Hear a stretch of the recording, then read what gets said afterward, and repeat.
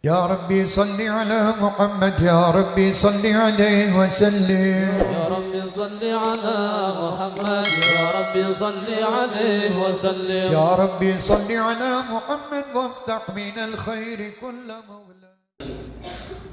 Saya beri contoh supaya mudah memahaminya. Tadi surah yang akan kita bahas adalah surah Al-Fatihah. Tuliskan.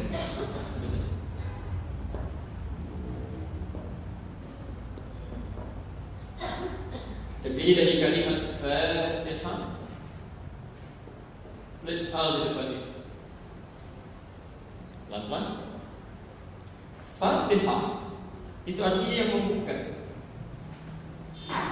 sesuatu yang membuka. Pelan-pelan. Apa yang dibuka kan belum jelas, ya, belum jelas. Nah, ketika ditambahkan dengan al-nya berbentuk sesuatu yang luas, komprehensif, bermakna segala, ini memberi kesan kepada kita bahwa dengan kita memahami surah ini, kenapa dinamakan dengan Fatihah ditambah dengan al, seakan-akan memberi pesan bukan hanya satu dua yang terbuka, segalanya akan terbuka. Apa yang dimaksud segalanya akan terbuka? Segala yang baik-baik yang kita butuhkan. Di seakan-akan kalimat singkatnya, kalau kita memahami kandungan surah Al-Fatihah ini, maka seluruh kebaikan di muka bumi ini plus di akhirat nanti yang kita harapkan akan terbuka. Semua yang tertutup terbuka, semua yang sulit jadi mudah. Jadi kalau kita memahami kandungan Al-Fatihah dari ayat pertama sampai dengan akhirnya, maka semua yang kita butuhkan dalam kehidupan ini, baik dunia ataupun akhirat nanti, akan terbuka kebaikannya pada kita semua. Jelas di sini? Jadi yang sulit akan mudah, penyakit akan sembuh, ya. Sesuatu yang tidak bisa dijangkau akan terjangkau. Ya, jelas ya? Baik. Karena itu, mohon izin, saya mohon fokus nanti membahas surah ini, karena ini surah yang sangat penting. Bahkan saking pentingnya diletakkan sebagai surah pertama di Quran, membuka mushaf. Saking pentingnya menjadi surah pertama yang dibaca dalam salat, bahkan diulang-ulang. Dan hari ini nanti kita akan bahas kenapa surah ini diulang-ulang dalam salat. Di intinya, kalau Bapak Ibu memahami kandungan surah Al-Fatihah ini dari awal sampai akhir, maka segala kebaikan dalam hidup yang kita harapkan insya Allah akan terbuka. Jelas di sini? Hanya persoalannya, ada orang-orang yang membaca Al-Fatihah, bahkan tiap hari tidak kurang 17 kali dibacakan minimal dalam salatnya, ya. Tapi kok kebaikan tidak terbuka-buka? Yang sakit tetap sakit, yang sulit tetap sulit, rezeki tetap terhambat, ya. Padahal dinamakan Al-Fatihah, seharusnya kalau dibacakan, dipahami, seharusnya terbuka semua itu, ya. Apa yang keliru? Kita pernah bahas bahwa dulu zaman Nabi SAW ada kepala suku sakit, ya. Semua dokter, tukang obat, ya, tabib sudah mengangkat tangannya, tidak mungkin sembuh. Dibacakan Al-Fatihah, sembuh, insyaallah, ya. Ada seseorang yang punya kesulitan memahami Al-Fatihah, dia amalkan, terbuka kesulitannya, ya. Orang-orang sekarang membacakan Al-Fatihah ratusan kali, ribuan kali, tapi tidak pernah mendapatkan kemudahan yang dijanjikan itu. Apa masalahnya? Di sini persoalannya, jangan-jangan setiap orang yang membacakan Al-Fatihah itu umumnya bahkan tidak mengerti apa yang dibacakannya, tidak memahami kandungannya. Karena itulah kita pelajari dari mulai ayat pertama sampai akhirnya. Mudah-mudahan dengan pemahaman kita dan mengamalkan isinya, justru pemahaman itu yang membuka kebaikan-kebaikan dalam kehidupan kita, bukan bacaannya, tapi pemahaman kita terhadap isinya. Maka satu, kita masih menyimpulkan pertemuan lalu, ya. Satu, Bismillahirrahmanirrahim, yang mengawali surah Al-Fatihah ini sebagai ayat pertama memberikan pesan, jika semua kebaikan dalam hidup ingin terbuka, maka lakukanlah seluruh aktivitas kita, lakukanlah seluruh aktivitas kita Bismillah, karena Allah, ya. Merasa diawasi Allah. Minum, lakukan karena Allah, Bismillah. Makan, lakukan karena Allah. Bekerja, lakukan karena Allah, ya. Kita sudah bahas ini dengan tuntas, nanti silahkan lihat rekaman sebelumnya, ya. Di huruf ba di situ yang memiliki 14 makna itu, ya, menunjuk kepada al-musahabah awil ilsaq, ya. Sesuatu yang lekat dan merasa diawasi. Ya. Hati-hati ya, tidak semudah mengucapkannya. Sekali lagi saya tekankan makna kalimat ini. Jadi kalau Bapak Ibu merasa aktivitasnya serasa bersama Allah atau dilihat, diawasi Allah, itu akan beda dengan orang yang tidak merasa diawasi Allah. Saya pernah terangkan, mau minum, bismillah. Ya. Tidak mungkin orang yang bismillah meminum minuman yang tidak diridhai oleh Allah. Ya. Anda mau kerja, para ayah melangkahkan kakinya bismillah, atau yang belajar misalnya, tidak mungkin melangkahkan kakinya pada tempat yang tidak disukai Allah. Mustahil itu. Ya. Karena saat Anda melakukannya, Anda merasa sedang dilihat Allah. Saat Anda bicara, Anda merasa didengar Allah. Jadi kalau yang terima telepon, bismillah, terima telepon, itu mustahil berkata sesuatu yang buruk, mustahil. Ya. Karena saat yang bersamaan dia merasa sedang didengar oleh Allah percakapannya. Dia tidak akan menggunjingkan orang lain, tidak akan berdusta, tidak akan nulis SMS yang tidak tepat ketika mengawali dengan bismillah. Nah, kalau sudah sesuatu dilakukan karena Allah, maka perbuatannya disebut dengan takwa. Pelan-pelan. Kalau ketakwaan sudah meningkat, maka terbukalah dua peluang dalam kehidupannya. Ya. Satu, pelan-pelan, lahir kemudahan dalam kehidupan dunianya. Ya. Jadi kalau seseorang melakukan sesuatu karena Allah, merasa dekat dengan Allah, yang punya rezeki Allah, yang punya solusi Allah, yang punya kemudahan Allah, ya, maka seluruh kehidupan dunianya akan mendapatkan kemudahan dari Allah Subhanahu wa taala. Ya, masalahnya diurai. Dalilnya Quran surah ke-65 ayat 2 sampai 3. Pelan-pelan. Quran surah 65 At-Talaq ayat 2 sampai 3.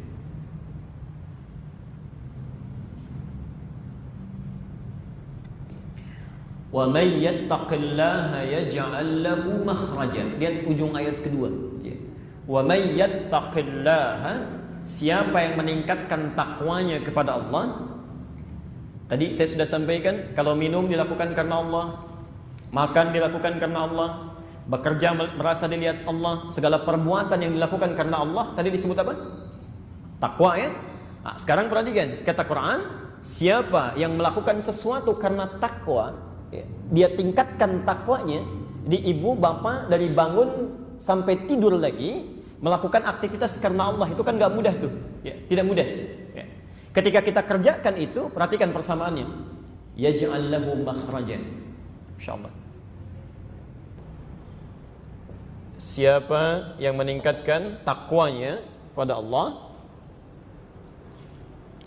persamaannya yaj'al lahu makhraja, maka segala kesulitan hidupnya akan diurai. Ya. Kesulitan di rumah tangga, kesulitan di pekerjaan, kesulitan di kantor, kesulitan di kampus, ini diurai, diberikan solusi. Ya. Hidupnya pasti mudah, pasti mudah. Kesulitan rezeki dibuka, karena itu ayat ketiganya disambung, wa yarzuqhu min haitsu la yahtasib. Bahkan rezeki yang sulit pun Allah pasti akan mudahkan. Rezekinya dibuka. Masya Allah. Di ketika Anda melakukan segala sesuatu karena Allah, bismillah, ya, yang punya segalanya Allah. Ya, segala sesuatu dilakukan karena Allah, perbuatannya disebut takwa. Kalau ini sudah dikerjakan karena Allah, maka segala hal yang sulit dalam kehidupan akan diberikan, kasih solusi. Ya. Bahkan rezeki akan dibuka. Saya ingat betul pesan saya ini, Bu, ya, Pak. Kalau kita memiliki kesulitan dalam hidup, tidak pernah tuntas dengan harta benda, tidak selesai dengan hebatnya pengetahuan, tidak selesai dengan tenaga yang sudah banyak keluar, maka coba, gak usah bolak-balik, ya. Tidak perlu bolak-balik ke psikolog, psikiater, ujung-ujungnya akan ke situ juga. Coba cek takwanya. Pasti ini yang bermasalah. Pasti ini, ya. Nah, Allah sudah janji, kalau kita tingkatkan ini selesai masalah.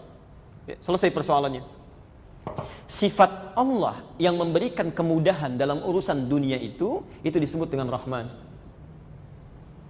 Karena itulah seseorang yang bismillah dalam kehidupannya, maka Allah turunkan bagian kemudahan dari sifat-sifat yang melekat padanya untuk memudahkan persoalan makhluknya, namanya Rahman. Jelas di sini? Jadi kalau orang benar bismillahnya, Allah berikan kemudahan dalam kehidupannya, mau rizki, mau solusi, dan seterusnya. Karena itulah bismillah Rahman. Jelas, ya? Taib. Yang kedua, pelan-pelan. Saat seseorang melakukan aktivitasnya, dilakukan karena Allah, dilekatkan nama Allah dalam aktivitasnya, minum, bismillah, makan, bismillah, kerja, bismillah. Maka secara otomatis, pelan-pelan, kalimat bismillah itu akan memberikan nilai plus pada aktivitasnya. Misal, minum, bismillah. Fungsi minum menghilangkan haus. Jangankan orang Islam, non-muslim pun minum. Ya. Maka ketika orang Islam menyebutkan kalimat bismillah dalam minumnya, maka saat minum ini, aktivitas minumannya, bukan minumannya, aktivitas minumnya itu plus, memiliki nilai plus. Ya. Memiliki nilai ibadah. Saya ulang, memiliki nilai ibadah. Ya. Jadi kalau Anda misal minum saja tidak mengucapkan bismillah, tidak dilakukan karena Allah, tidak merasa dilihat Allah, maka fungsi minuman ini hanya sekedar menghilangkan haus semata, selesai. Tapi ketika Anda ucapkan bismillah, minum, dicatat bagian dari pahalanya, bernilai ibadah. Makan bismillah, jadi ibadah, ada pahalanya. Mau kerja, langkahkan kaki, bismillah, dicatat, ada bagian pahalanya, ya. Ada nilai ibadahnya. Pelan-pelan.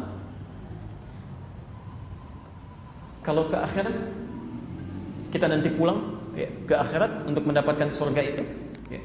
Bekal untuk ke surga itu apa? Ibadah. Tidak ada yang lain, ya. Minuman itu bukan bekal ke surga, ya. Mobil bukan bekal ke surga, ya. Rumah bukan bekal ke surga, makanan bukan bekal ke surga, ya. Satu-satunya bekal ke surga itu cuma ibadah, cuma ibadah. Jadi minum bukan bekal ke surga, tapi bagaimana minuman ini jadi ibadah baru jadi bekal ke surga. Saat Anda ucapkan bismillah, itu yang jadi ibadah. Saat Anda ucapkan bismillah naik kendaraan, itu jadi ibadah. Kendaraannya tidak akan ikut. Makanya coba cek, ada tidak orang meninggal misalnya ketika wafat dikafani, maka dimakamkan dengan mobil-mobilnya? Ada tidak? Tidak ada. Uang yang dicari-cari itu nggak akan ikut. Silahkan cek, Pak. Saya sudah mengecek itu kain kafan sampai hari ini tidak ada satupun kain kafan yang ada sakunya. Silahkan cek. Demi Allah saya katakan, kain kafan sampai hari ini tidak ada yang ada sakunya. Tidak, polos saja. Ya. Ini semua dunia itu akan terhenti di batasnya. Begitu masuk ke alam kubur, selesai, tidak akan ikut. Ya. Jadi yang akan ikut itu cuma yang bismillah, bismillah, bismillah, bismillah, langkah bismillah, melihat bismillah. Itu poinnya. Yang nggak kelihatan sekarang. Yang tidak kelihatan.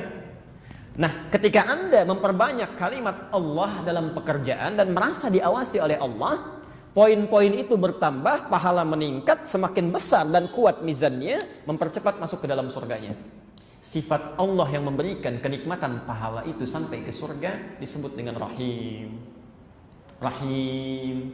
Karena itu setelah kalimat Rahman diletakkan kalimat Rahim. Seakan-akan memberi pesan, jika Anda melakukan pekerjaan karena Allah, pekerjaan itu akan menjadi lebih mudah dan turun keberkahan saat di dunia, plus bernilai pahala untuk bekal menuju akhirat nanti. Kemudahan yang diberikan saat kita berada di dunia, ya, sifatnya disebut dengan Rahman. Sifat Allah yang memberikan pahala dalam ibadah yang melekat pada pekerjaan kita disebut dengan Rahim. Jelas di sini? Baik, kami hanya mengulang dengan cepat karena ini pernah disampaikan dalam edisi yang pertama. Nah, selanjutnya adab kita, setelah kita mendapatkan karunia ini, Masya Allah, urusan dunia saja, ketika Anda diberikan handphone misalnya, kita mengucapkan terima kasih, ya. Maka bagaimana dengan Allah yang memberikan dunia dan akhiratnya? Saya ulang ya, urusan dunia saja, teman kita memberikan handphone, kita ucapkan terima kasih. Maka bagaimana dengan Allah yang memberikan dunia dan akhiratnya?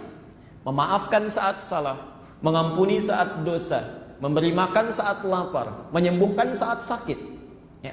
Maka sangat wajib bagi kita untuk berterima kasih kepada Allah Subhanahu wa taala atas nikmat yang diberikan itu.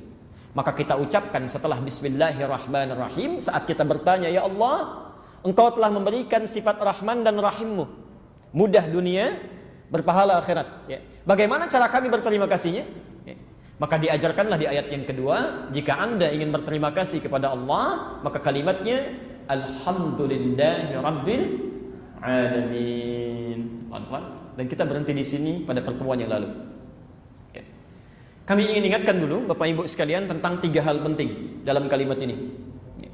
Hati-hati ya, 3 hal penting dalam kalimat ini. Dan ini dilatih oleh Nabi SAW kepada kita setiap selesai sholat. Ya, kita ulang-ulang gitu. Ya. Jangan-jangan cuma di lisan saja, alhamdulillah, alhamdulillah, alhamdulillah dengan jari kanannya itu. Ya. Tapi maknanya tidak pernah dipraktekkan. Awas ya, hati-hati. Kalimat pertama, hati-hati. Hamdu itu beda dengan syukur. Jadi ada hamdun, ada syukrun, itu lain. Saya ulang. Jadi ada terkait erat dengan bahasan kita hari ini. Ada hamdun dalam bahasa Arab, ya, dalam bahasa Arab ada syukrun.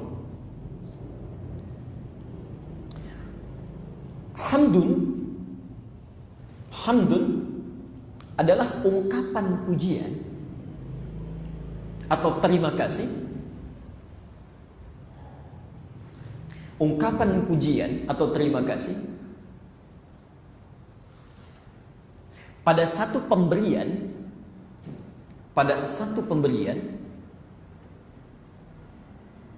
yang diminta ataupun tidak. Ya, yang diminta ataupun tidak. Insyaallah. Hamdun adalah satu ungkapan pujian atau terima kasih pada pemberian yang diminta ataupun tidak. Ya. Sebagai contoh misal, ya. Saya tidak minta tisu. Ya. Qadarullah misalnya Anda bawa tisu, Anda berikan pada saya. Ya. Atau saya minta sesuatu, tolong minta dong tisunya, lalu Anda berikan. Ya. Nah, kalimat untuk memuji, mengucapkan terima kasih pada yang diminta ataupun tidak, itu disebut dengan hamdun. Ya. Jelas ya? Ha, mim, dal. Tapi kalau Anda ingin berterima kasih pada sesuatu yang diminta saja, ya, Pak tolong dong minta tisu, dikasih. Ya. Nah, saat Anda ingin berterima kasih pada sesuatu pemberian saat dimintakan, maka kalimat bahasa Arabnya asyukru, syukrun. Dikata syakara. Syakara.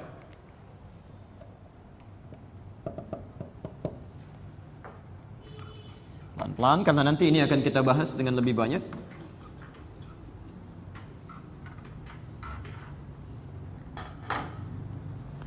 Karena itu kita seringkali pernah dengar ungkapan syukran, ya. Baik, kita minta bantuan misalnya, ya, afwan ya akhi, maaf indaka misalnya mindil, apa Anda punya sapu tangan, ya, tisu. Begitu dikasih kita ucapkan syukran. Pernah dengar itu? Nah, jadi syukran itu digunakan untuk mengungkapkan terima kasih pada satu pemberian dari hasil permintaan.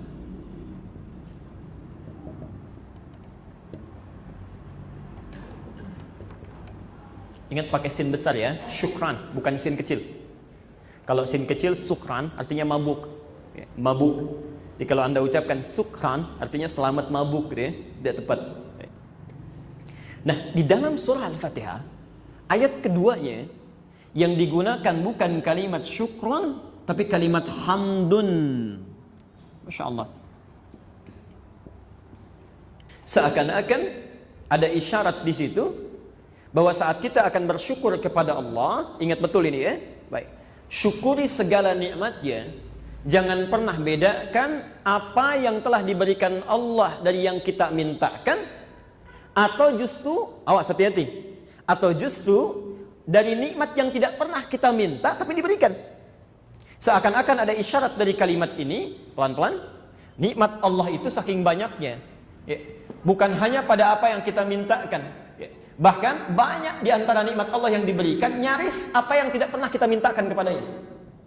Seakan-akan Allah mengatakan, saya berikan kalimat hamdun di sini bukan syukron, karena saya berikan nikmat kepadamu. Jangankan kau minta, tak minta pun saya berikan. Saya cek sini. Saya cek ya, pelan-pelan kita buktikan. Yang punya oksigen siapa? Allah. Pernah nggak Bapak Ibu sehari aja minta oksigen kepada Allah? Ya, ada orang berdoa misalnya selesai sholat, ya Allah berikan hamba oksigen. Pernah nggak begitu? Tidak ada. Ya. Tapi subhanallah, nggak diminta pun ngasih. Ya, Allah ngasih tuh. Yang memberikan ketenangan siapa? Allah. Agak jarang rasanya ada orang berdoa berikan hamba ketenangan, jarang sekali. Ya. Kecuali saat punya kegelisahan atau kesulitan. Ya. Tapi Allah tanamkan itu. Ya. Allah tanamkan. Jadi jangankan pada yang kita minta, minta rumah, minta mobil, minta kemudahan. jangankan pada yang diminta, Allah itu memberikan pada yang tidak diminta pun Allah kasih.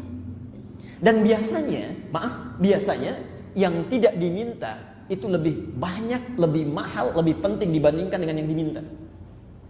Contoh, penting mana mobil dengan ketenangan? Ini ngukurnya. Pilih mana? Kaya tapi gelisah atau miskin tapi tenang? Tidak mudah ya? Kaya tapi tenang. Punya mobil tapi gelisah, nggak punya mobil tapi tenang, pilih mana? Punya mobil. Baik, saking pentingnya ya. Saking pentingnya. Saya kembalikan dulu pelan-pelan. Jadi kalimat hamdun di sini ingin memberikan pesan kepada kita, mohon izin, mohon maaf, seakan-akan kalau kita ingin berterima kasih kepada Allah, jangan saat diberi sesuatu yang kita minta saja. Itu tidak tepat. Awas, hati-hati ya, hati-hati karena ini kaitan dengan ayat ketiga nanti. Ya.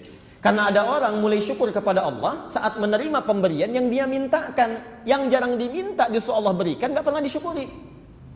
Berharap-harap punya rumah setelah diberikan, alhamdulillah. Tapi nafasnya tidak pernah disyukuri, kesehatan tidak pernah disyukuri, ketenangan jarang disyukuri. Ya, pelan-pelan. Di kalimat hamdun di sini memberikan pesan kepada kita, jika Anda kata Allah ingin berterima kasih kepada Allah atas nikmat Rahman dan Rahimnya, maka jangan pilih-pilih ketika akan bersyukur.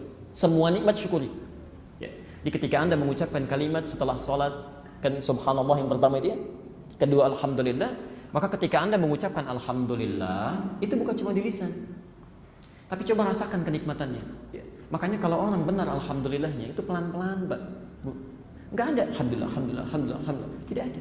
Dia ketika mengucapkan alhamdulillah, alhamdulillah, dia ingat oksigen hari ini, ketenangan hari ini, kesehatan hari ini, kenikmatan hari ini, ya, masya Allah, kebaikan di keluarga, masya Allah, kelengkapan dalam kehidupan, alhamdulillah, alhamdulillah, alhamdulillah, alhamdulillah. Itu yang diinginkan tuh itu, ya, yang dimaksudkan itu.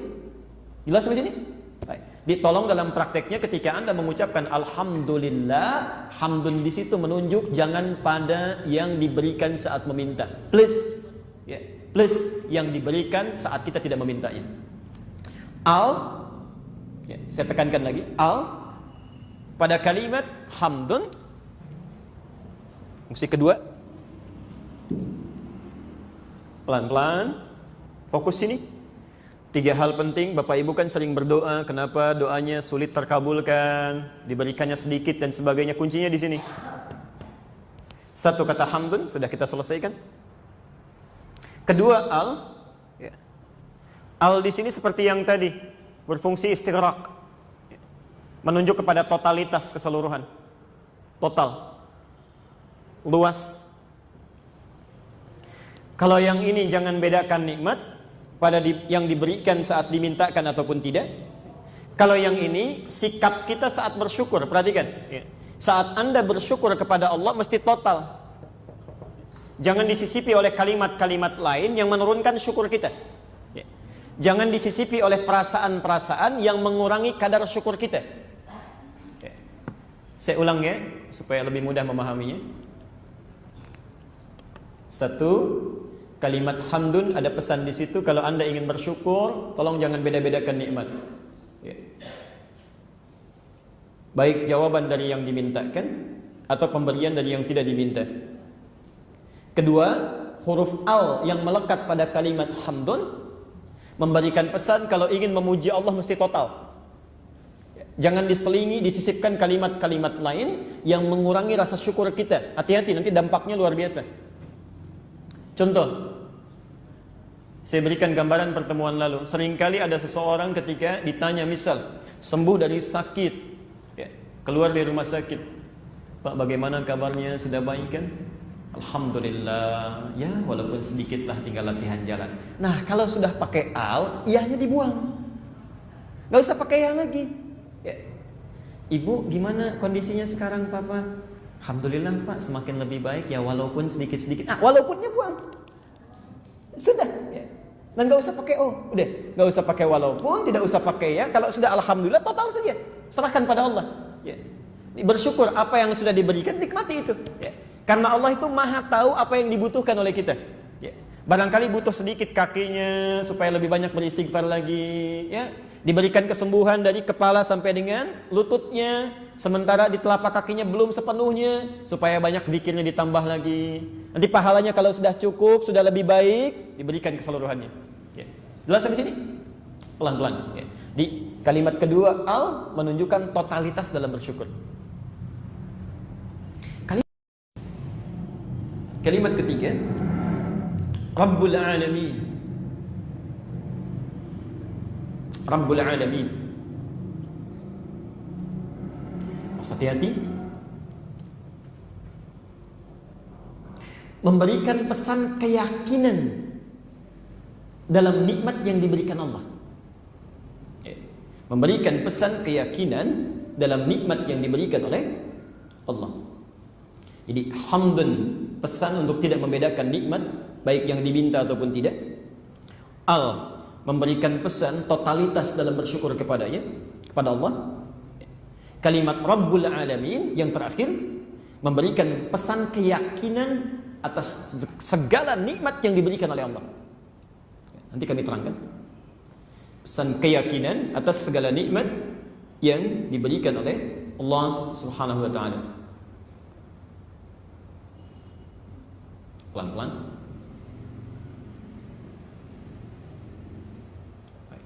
Apa maksud dari kalimat yang ketiga ini yang memberikan pesan keyakinan atas nikmat yang diberikan?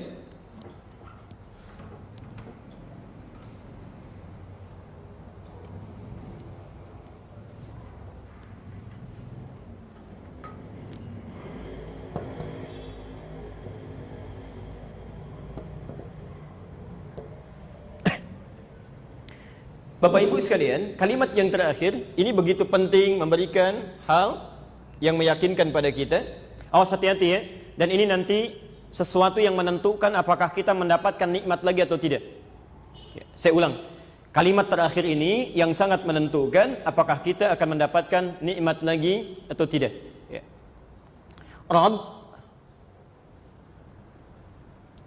pelan-pelan, itu adalah sifat Allah yang terkait dengan makna rububiyah. Ini agak dalam sedikit ya. Rabb itu adalah sifat Allah yang terkait dengan makna rububiyah. Pelan-pelan. Apa itu rububiyah? Ya. Sederhananya begini. Rububiyah adalah kalimat yang menunjukkan sifat perawatan dan pemberian segala kebutuhan. Perawatan dan pemberian segala kebutuhan.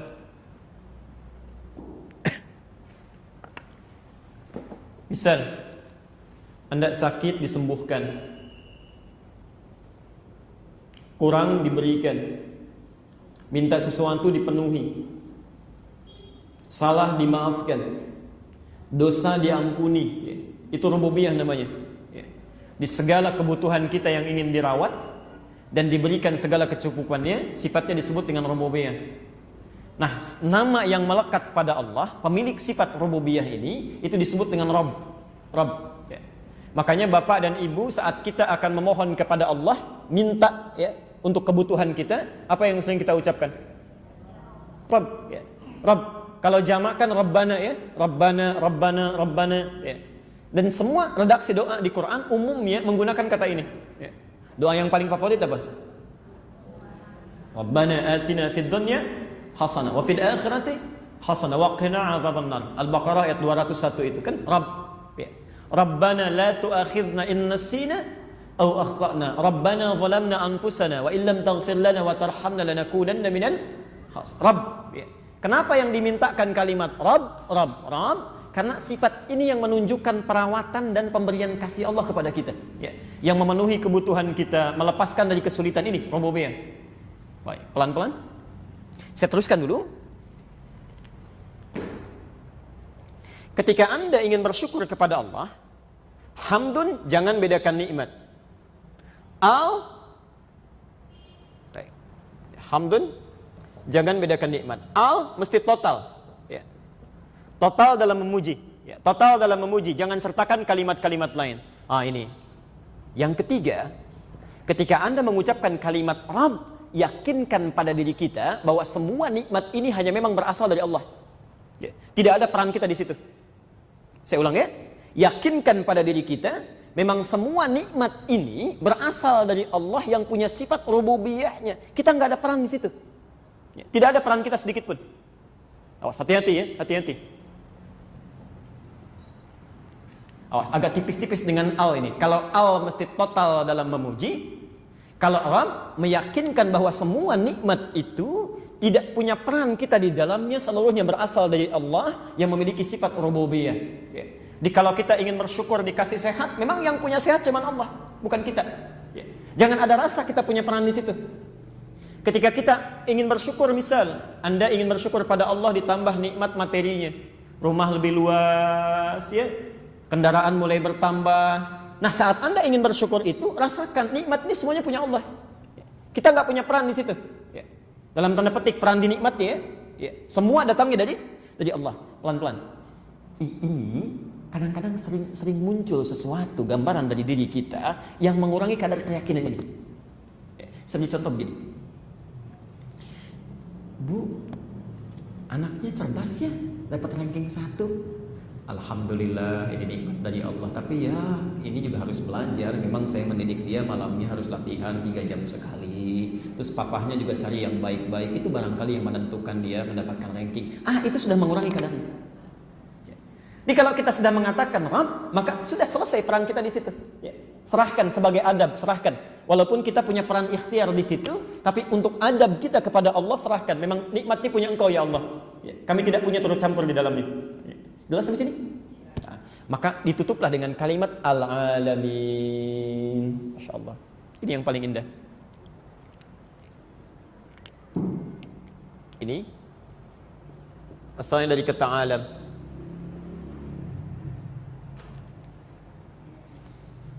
Al-Alamin, jamak dari kata alam.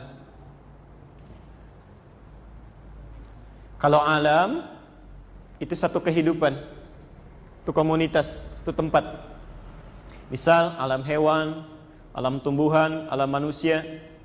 Tapi kalau kita ingin jamakkan semua alam yang ada di kehidupan ini, alam malaikat, alam jin, alam hewan, alam tumbuhan, manusia dan sebagainya, kalimatnya dijamakkan jadi alamin. Perhatikan kalimat ini. Kenapa ditutup dengan kalimat al-alamin? Seakan-akan memberi kesan kepada kita, maaf, manusia jangan merasa punya peran dalam kenikmatan yang engkau dapatkan itu. Jangan merasa memiliki bagian dari apa yang engkau dapatkan itu. Ya.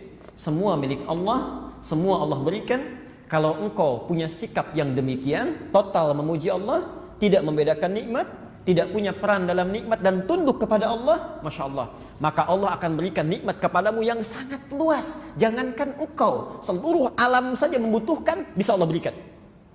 Saya ulang ya, jika kita benar mengucapkan Alhamdulillahnya, total memuji Allah, tidak membedakan nikmat, dan tidak merasa punya peran dalam mendapatkan kenikmatan itu, semuanya milik Allah, maka kata Allah, kamu yang hanya manusia saja, jangankan kamu yang minta, ya. Semua alam meminta, saya bisa berikan.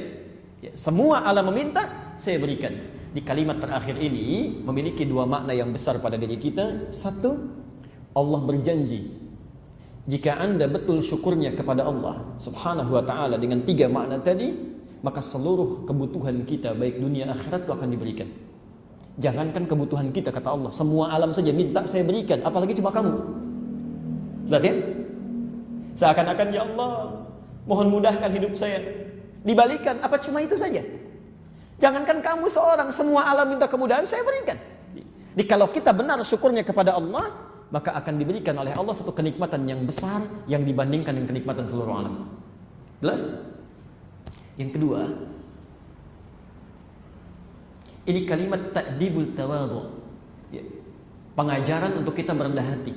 Merendah hati.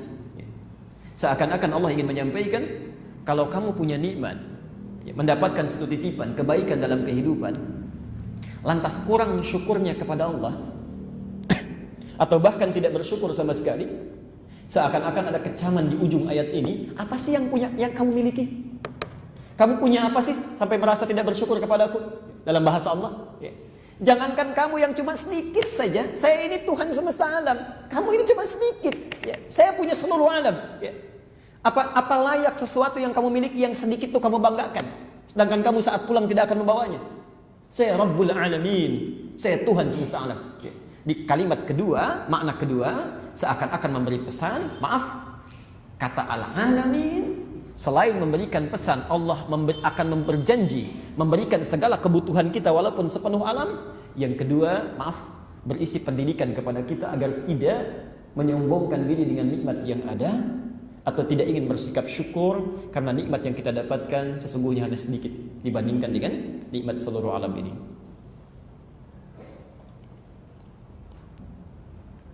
Saya persingkat, kalimat Al-Alamin memiliki dua makna utama atau memberikan dua pesan utama. Satu, jaminan dari Allah untuk memberikan segala kebutuhan dunia akhirat kita. Jaminan dari Allah untuk memberikan segala kebutuhan dunia akhirat kita. Kalau bahasa bebasnya begini ya, kamu mau minta apa sih? Jangankan untuk kamu, semua alam minta saya berikan, apalagi cuma untuk kamu. Jelas ya? Jadi maaf, kalau Anda tiap hari mengucapkan Alhamdulillah, tapi hidupnya sulit, ya, bekerja sulit, belajar sulit, ya, kemudahan tidak didapatkan, cek ada yang salah tuh dalam kalimat itu. Ada yang keliru. Ya. Yang kedua, maknanya penegasan Al-Quran agar tidak bersikap sombong, dengan nikmat yang dititipi,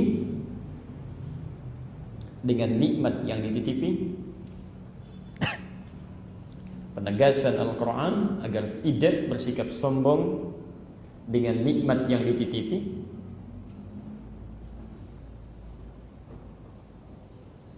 dengan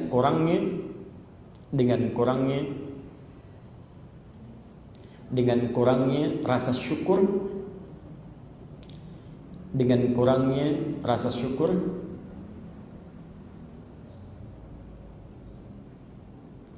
yang ditujukan kepada Allah Subhanahu wa taala. Dengan kurangnya rasa syukur yang ditujukan pada Allah Subhanahu wa taala. Baik. Sudah paham sekarang kalimatnya? Sekarang kita teruskan dulu pada ayat yang ketiga. Setelah itu baru di akhir kita akan bahas bagaimana cara mensyukuri nikmat supaya mendapatkan kemuliaan nikmat itu.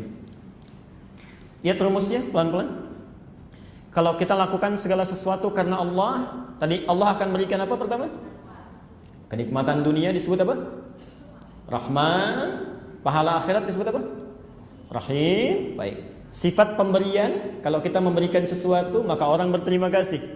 Saat Allah memberikan kepada kita, maka kita mengucapkan apa? Syukur, alhamdulillah rabbil alamin, dengan tiga makna tadi. Nah, sekarang mari kita lanjutkan. Umumnya kalau dalam dunia manusia ada seseorang memberikan pemberian, mohon izin saya akan lambatkan di sini karena ini mulai masuk pada inti bahasan kita. Saya berikan handphone misalnya, maka orang itu akan mengucapkan apa? Terima kasih. Kalau ibu dan bapak diucapkan terima kasih, biasanya merespon apa? Memberikan jawaban apa?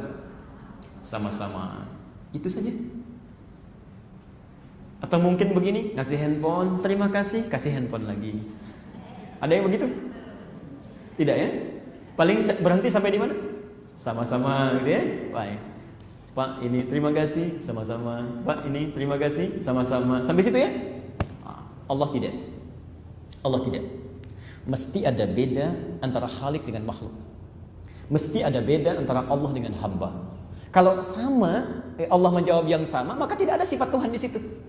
Ya Allah, terima kasih Engkau berikan hamba nikmat saat ini, sama-sama. Nggak ada bedanya nanti. Mesti ada beda. Mesti ada beda. Di setiap Tuhan dengan makhluk, Khalik dengan makhluk mesti ada perbedaannya. Bisa. Mari kita berikan contohnya. Saat kita benar mengucapkan Alhamdulillahi Rabbil Alamin, betul-betul menghayati kalimatnya, mengamalkan isinya, maka lihat janji yang diberikan oleh Allah. Quran surah ke-14 ayat 7. Quran surah ke-14 ayat 7. Kita hafal itu. Ya, kita hafal ujung kalimatnya saja. La in syakartum la azidannakum. Bismillah. Baik, mari kita lihat sejenak. Bismillah. Saya hapus dulu ini.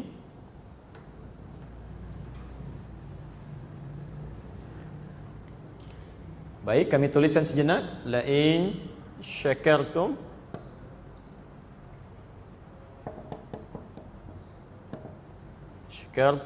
la azidannakum.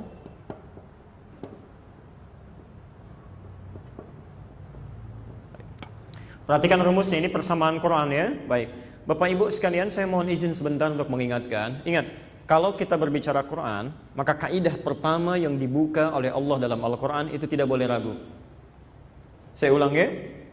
Kalau kita ingin berbicara tentang Quran, maka kaidah pertama yang dibuka dalam Al-Quran oleh Allah, kalimat pertamanya itu tidak boleh ragu. Ya, nanti lihat rinciannya. Alif Lam Mim Dzalikal Kitabu La Raiba Fi. Lihat kalimatnya. Kata Allah, semua keterangan yang ada dalam Al-Quran itu kaidahnya tidak boleh diragukan. Jangan ragu ya. Jadi kalau Anda punya keraguan sedikit saja, maka isi Quran itu tidak akan ada manfaat untuk kita. Hanya berhenti di bacaan saja ya. Jadi kalau Allah katakan A, pasti A itu. Sampai kiamat pun akan A ya. Quran menyampaikan sifat orang munafik hari ini, besok bisa berubah. Tapi Quran menyampaikan sifat orang munafik hari ini, sampai kiamat pun akan sama ya. Ketika Quran mengatakan misalnya tadi ya, wa may yattaqillaha yaj'al lahu makhraja. Kalau takwanya ditingkatkan kepada Allah, kesulitan akan hilang ya. Kaidahnya jangan ragu, kita yakin tingkatkan takwanya. Perbaiki sholatnya, ya, perbaiki bacaan Qurannya, tingkatkan puasanya, masalah akan selesai. Tapi kalau Anda ragu sedikit saja, tidak akan dapat itu ya. Makanya jangan heran kalau ada orang, maaf ya, orang sholat tapi punya masalah juga, orang puasa tidak tuntas juga. Apa yang jadi masalah? Kaidahnya tadi ya, tidak digunakan, barangkali ada keraguan atau tidak tepat dalam menjalaninya. Nah, sekarang lihat ayatnya. La in syakartum, jika Anda bersyukur pada Allah, berterima kasih atas nikmat yang diberikan ya. Allah kasih kita Rahman, kemudahan dunia, Allah kasih kita Rahim, pahala akhirat, lalu kita syukuri itu ya. Terima kasih ya Allah, alhamdulillah, terima kasih ya Allah, Masya Allah. Perhatikan, la azidannakum, menggunakan la, bukan li tapi la. Kemudian azidannakum, kata Allah, pasti aku akan tambahkan kembali nikmat itu. Saya ulang, kata Quran, jika Anda bersyukur atas nikmat yang diberikan, Rahman dan Rahim ini disyukuri, kaidahnya kata Quran, di kaidahnya tidak boleh ragu, kaidahnya orang yang bersyukurnya benar, maka nikmat yang telah Allah berikan itu pasti akan ditambah kembali. Diberikan lagi. Dan hebatnya ketika Allah mengatakan akan ditambah lagi, itu tidak langsung mengatakan tambah, tapi diawali dengan la ya. Padahal bisa Allah mengatakan la in syakartum azidannakum, la-nya dibuang, la-nya dibuang ya. Tapi kenapa menggunakan huruf la ya? La ini disebut dalam bahasa Arab dengan harfut taukid ya. Huruf yang menguatkan ya, yang meyakinkan. Seakan-akan Allah berkata begini, hei, kalau engkau bersyukur kepadaku, yakinkan kepada dirimu, pasti aku akan gandakan nikmat itu. Aku akan tambahkan lagi. Saya beri ilustrasi begini. Kalau saya katakan, kalau ibu saya sampaikan sesuatu, percaya enggak? Alhamdulillah. Nanti jam 3 ada Presiden Pak Jokowi ke sini. Percaya enggak? Oh, enggak. Baik. Kalau Nabi yang sampaikan, percaya enggak? Percaya. Kalau Allah yang sampaikan, Allah tidak harus berjanji, tidak harus meyakinkan kita untuk mengatakan sesuatu. Yang Allah sampaikan pasti benar. Ayat ini saking pentingnya ingin menegaskan kepada kita sampai ditambah la. Padahal tidak pakai la pun pasti ditambah. Tidak pakai la pun pasti ditambah. La in syakartum azidannakum, pasti. Ya. Tapi kenapa menggunakan la seakan-akan ada kalimat di situ yang mengisyaratkan pada kita sebagai motivasi, ya, memberikan dorongan. Ayo cepat syukur. Jangan biarkan nikmat itu mengendap begitu saja. Kamu harus tambahkan lagi. Ya. Kamu harus dapatkan lagi. Ya. Saking sayangnya Allah kepada kita ketika memberikan nikmat, Allah ingin nikmatnya jangan sedikit, harus banyak. Allah ingin tidak berhenti sampai di situ. Ya. Saking sayangnya kepada hambanya, apa sudah cukup belum? Ayo jangan berhenti di situ, harus tambah lagi. Ya. Lalu Allah kuatkan pada kita, kamu harus yakinkan pada dirimu. Kalau engkau sikapi dengan syukur, maka aku akan terus tambahkan. Ya. Yakin sampai sini? Jelas sampai sini? Baik. Karena itulah ketika Allah menutup kalimat ini di ayat keduanya dengan Alhamdulillahi Rabbil Alamin.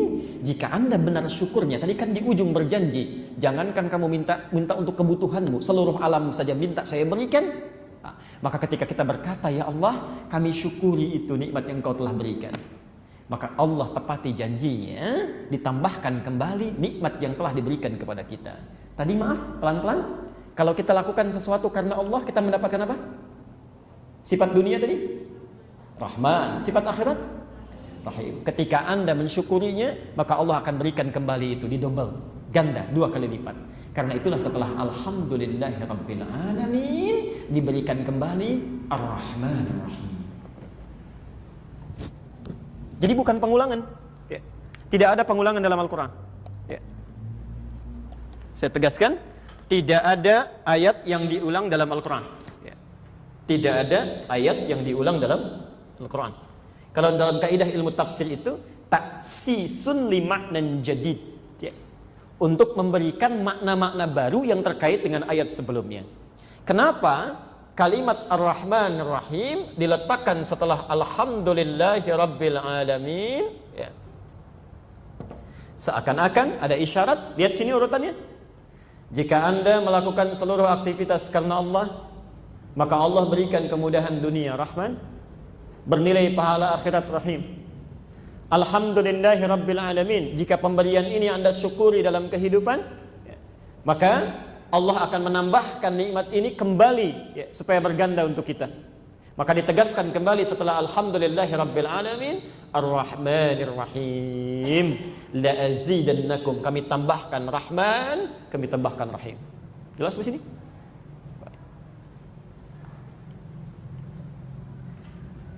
Pelan-pelan. Baik. Teruskan dulu. Tadi nikmat yang diminta kemudian diberikan, ya. Cara berterima kasihnya disebut apa istilahnya? Masih ingat? Syukur. Baik. Nikmat yang diminta ataupun tidak kemudian diberikan, cara berterima kasihnya disebut apa? Alhamdulillah. Sekarang perhatikan, di Quran surah ke-14 Ibrahim ayat 7 itu yang disebutkan syukur atau hamdulillah? Syukur. Kalimatnya bukan la'in hamadtum, tapi la'in syakartum. Lihat ya? Lihat keindahan bahasa Quran. Seakan-akan Allah ingin memberikan pesan kepada kita, hei, jangankan engkau bersyukur, berterima kasih kepada Allah atas segala nikmat, ya. Nikmat yang kamu minta saja kemudian Allah berikan, lantas engkau syukuri, Allah akan tambahkan. Apalagi bila semua nikmatnya engkau ucapkan terima kasih, syukuri kepada Allah. Maka bagaimana kenikmatan hidup itu bisa kita dapatkan? Ya. Saya ulang ya. Jangankan pada hamdun, pada syukur saja, la in syakartum, ini pada nikmat yang ibu bapak mintakan lalu Allah berikan, kemudian kita syukuri, ya, itu pasti digandakan. Maka bagaimana dengan orang yang selalu bersyukur kepada Allah, memuji Allah atas semua nikmat yang diberikan tanpa membeda-bedakannya. Alhamdulillah, terima kasih ya Allah atas nikmat oksigen di hari ini. Terima kasih ya Allah atas nikmat ketenangan di hari ini. Terima kasih ya Allah atas nikmat kebahagiaan di hari ini. Masya Allah. Orang bersyukur atas pemberian yang diminta saja, Allah tambahkan. Ya Allah, terima kasih Engkau memberikan harta benda hari ini. Ya Allah, terima kasih Engkau memberikan kesehatan pada anak-anak hamba. Allah tambahkan lagi. Allah tambahkan lagi. Maka bagaimana dengan nikmat yang tidak pernah diminta dan selalu disyukuri? Maka semua akan bertambah, akan bertambah. Masya Allah. Ya. Karena itu pelajaran penting bagi kita. Kenapa kalimat Ar-Rahman Ar-Rahim diletakkan kembali setelah Alhamdulillahi Rabbil Alamin untuk memberikan pesan bahwa Allah menepati janjinya bagi siapapun yang selalu mengetengahkan syukur kepadanya, memberikan ucapan kasihnya, maka Allah akan tambahkan setiap kenikmatan yang dia butuhkan dunia dan akhiratnya. Jelas sampai sini? Baik. Terakhir, kita berhenti di sini, lalu barangkali ada beberapa hal yang mau ditanyakan, kami perkenankan. Ya. Terakhir, bagaimana cara bersyukur itu? Bagaimana caranya bersyukur? Pelan-pelan. Tadi kan kita baru berhenti cara mengungkapkan ya, cara mengungkapkan. Sekarang cara mensyukuri nikmatnya. Baik. Misal kita beri contoh. Alhamdulillah ada yang memberikan handphone misalnya. Oke? Sudah? Lalu kita ucapkan alhamdulillahirabbil alamin. Alhamdulillahirabbil alamin. Maka saat Anda mengucapkan itu total memuji Allahnya. Jangan bedakan nikmatnya dan rasakan bahwa ini bukan karena peran kita mendapatkan handphone, tapi karena Allah berkehendak menitipkannya pada kita. Jelas ya? Jadi jangan merasa oh karena saya nih diberikan jasa, ada jasa kemudian dia balas, tidak. Karena Allah berkehendak memberikannya pada kita. Mudah bagi Allah, walaupun Anda punya banyak kebaikan pada orang lain, mudah bagi Allah untuk menghambat orang itu memberikan nikmat pada kita. Jelas sampai sini? Baik. Nah, sekarang masuk bagian yang pentingnya. Bagaimana sekarang cara mensyukuri nikmatnya? Handphonenya sudah ada. Bagaimana cara mensyukurinya? Maka bagian terakhir inilah yang menentukan apakah nikmat nanti akan ditambah atau tidak oleh Allah. Kita catat dulu. Syukur nikmat, bukan kalimat syukurnya, tapi syukur nikmat, berarti menggunakan segala nikmat yang dititipkan, pelan-pelan, menggunakan segala nikmat yang dititipkan sesuai dengan fungsi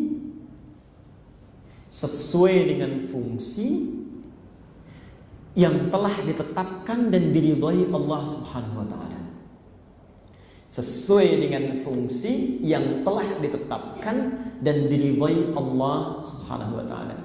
Menggunakan segala nikmat yang dititipkan sesuai dengan fungsi yang telah ditetapkan dan diridhai Allah Subhanahu wa taala. Tolong catat betul, ini bagian yang sangat penting yang menentukan apakah sifat Rahman dan Rahim di ayat ketiganya diberikan pada kita atau tidak. Baik. Bapak dan Ibu sekalian, perhatikan betul. Ya. Syukur nikmat itu tidak berhenti di kalimat Alhamdulillah saja. Tidak. Ya.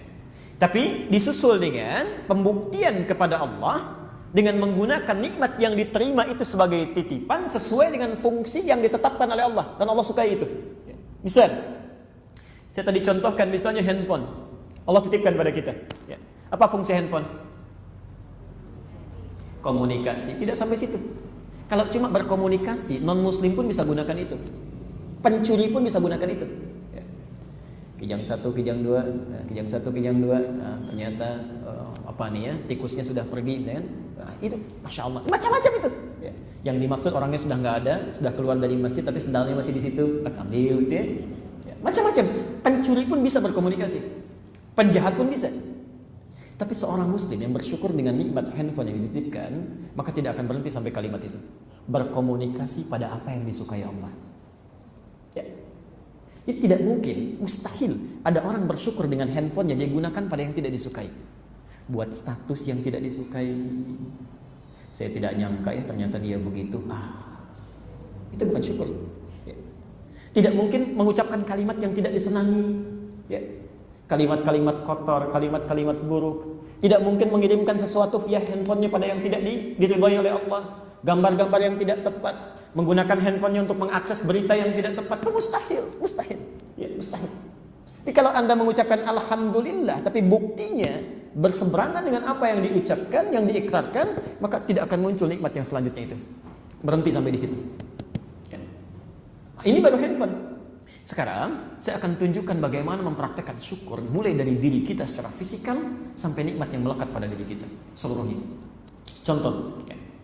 Kita ingin lihat dulu dari kepala sampai ujung kaki. Sebelum yang lain dulu ya. Sebelum pakaian ditempelkan, kacamata, jam tangan, ya, rumah, mobil dan sebagainya. Mulai diri kita dulu. Ya.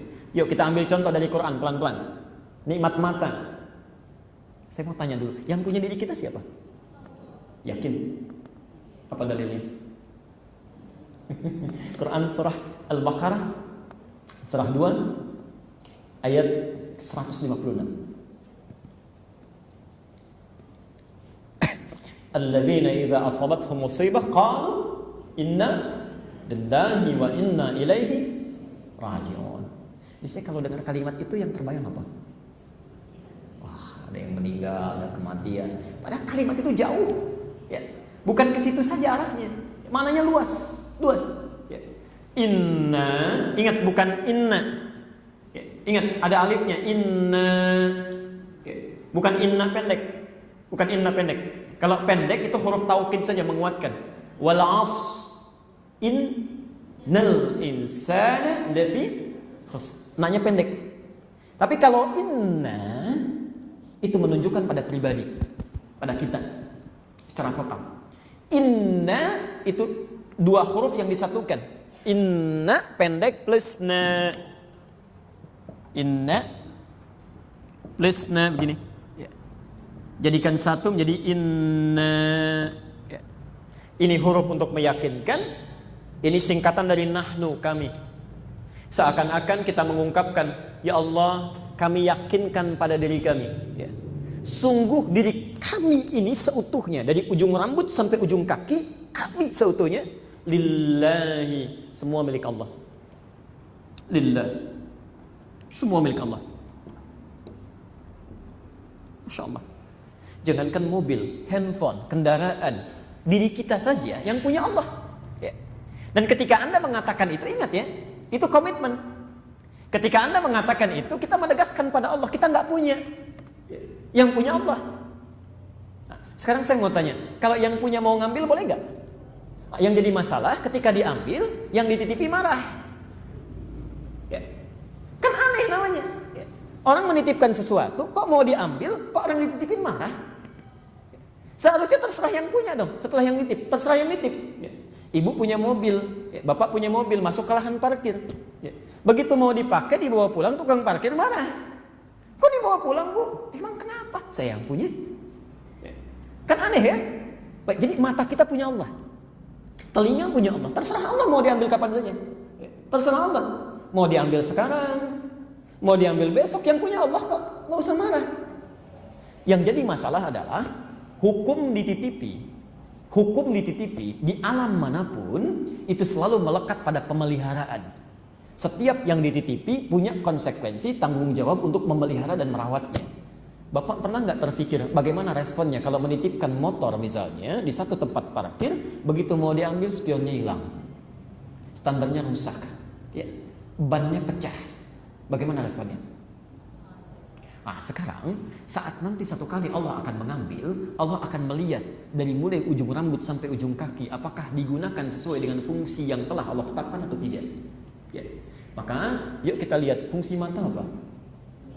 Tuh, sudah keliru. Kalau cuma melihat, penjahat pun bisa lihat. Kalau cuma melihat, non muslim pun bisa lihat. Kalau Anda ingin mensyukuri dengan nikmat pandangan ini, Allah titipkan mata, pandangan, keadaan sehat, ingin disyukuri, maka kalimatnya tidak berhenti pada di situ. Melihat yang baik-baik, melihat yang diridhai oleh Allah Subhanahu wa taala. Makanya kalau orang syukur dengan pandangannya, ketika melihat sesuatu yang tidak Allah suka, dia akan palingkan. Akan dia lihat. Tidak akan dia lihat. Quran surah ke-24 An-Nur ayat 30 untuk ikhwan para laki-laki, ayat 31 untuk perempuan. Lihat kalimatnya. Qul lil mu'minina yaghuddu min absarihim. Katakan pada pria-pria yang merasa masih punya iman. Masya Allah, merasa masih punya iman. Jadi kalau ketentuan ini dilanggar, imannya bermasalah. Hati-hati, ibu juga tidak merasa aman karena ayat 31-nya untuk perempuan.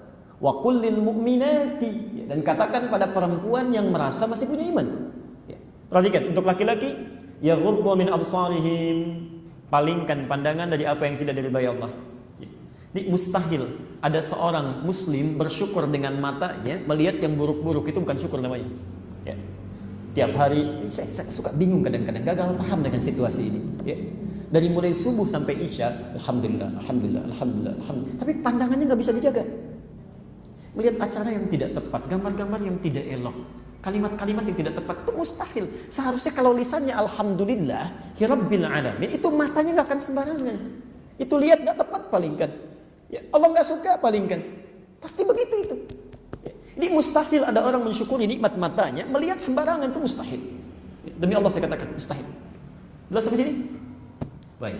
Ibu juga begitu. Ketika melihat sesuatu yang tidak tepat, ketika mengucapkan alhamdulillah, itu dijaga. Jaga. Ya. Makanya Masya Allah lihat masjid senang, lihat Quran senang, lihat orang-orang soleh mengerjakan amal soleh senang. Ya.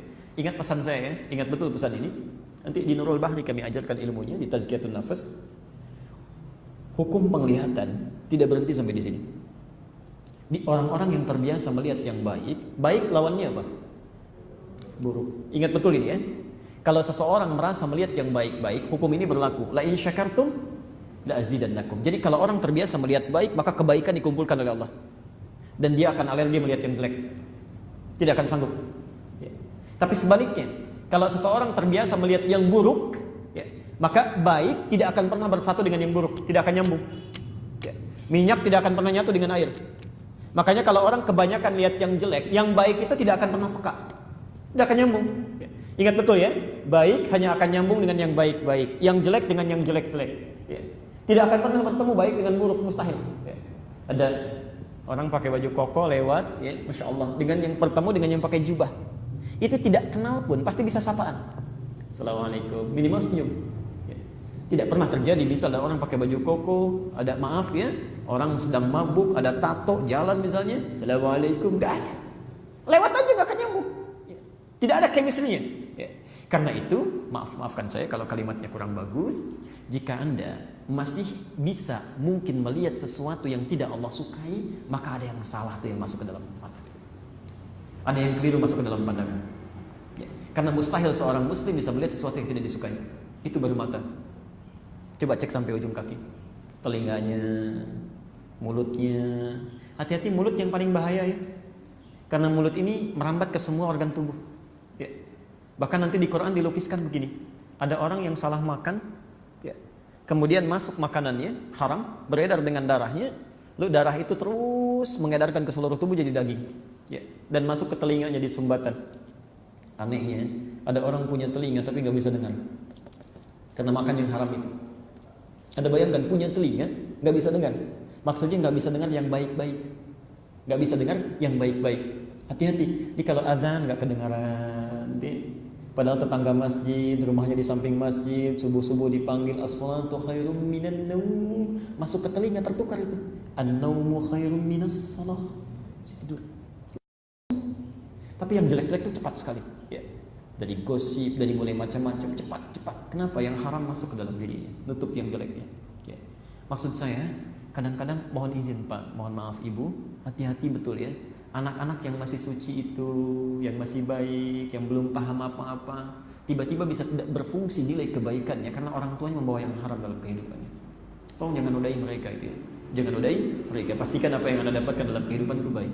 Ini baru tubuh. Ya. Maka bagaimana dengan elemen yang melekat dalam kehidupan kita? Pakaiannya, kendaraannya, rumahnya, segalanya. Sudahkah Anda gunakan pada hal yang disukai oleh Allah sebagai syukur kepadanya? Karena semua akan ditanya. Bapak Ibu bayangkan ya, pendengaran saja, penglihatan, hati itu akan ditanya. Apalagi semua yang melekat pada diri kita. Quran surah 17 ayat 36.